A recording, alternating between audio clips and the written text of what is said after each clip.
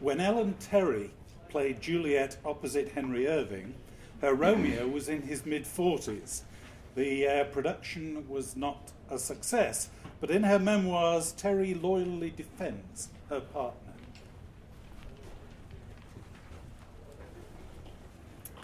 Perhaps I was neither young enough nor old enough to play Juliet. I read everything that had ever been written about her before I had myself decided what she was. It was a dreadful mistake. That was the first thing wrong with my Juliet, lack of original impulse. As for the second and the third and the fourth, well, I am not more than common vain, I trust, but I see no occasion to write them all down. I wish now that instead of reading how this and that actress had played Juliet and cracking my brain over the different readings of her lines and making myself familiar with the different opinions of philosophers and critics, I had gone to Verona and just imagined. Now I understand Juliet better. Now I know how she should be played. But time is inexorable. At 60, know what one may, one cannot play Juliet. The production was received with abuse by the critics. It was one of our failures.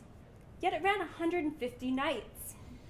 Henry Irving's Romeo had more bricks thrown at it even than my Juliet.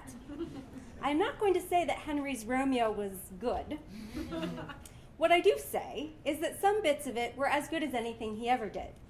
In the big emotional scene in the friar's cell, he came to grief precisely as he had done in Othello. He screamed, grew slower and slower, and looked older and older. He was a perfect Hamlet, a perfect Richard III, a perfect Shylock.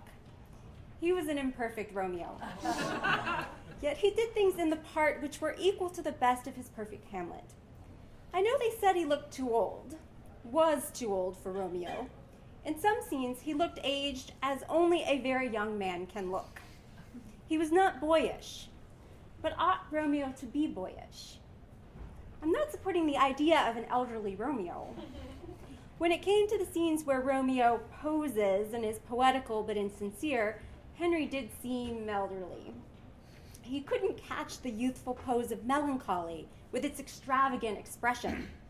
It was in the repressed scenes where the melancholy was sincere, the feeling deeper, and the expression slighter, that he was at his best.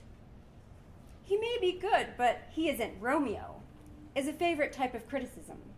But I have seen Douce and Bernhardt in La Dame aux Camélias, and cannot say which is Marguerite Gautier. Each has her own view of the character, and each is it according to her imagination. According to his imagination, Henry Irving was Romeo.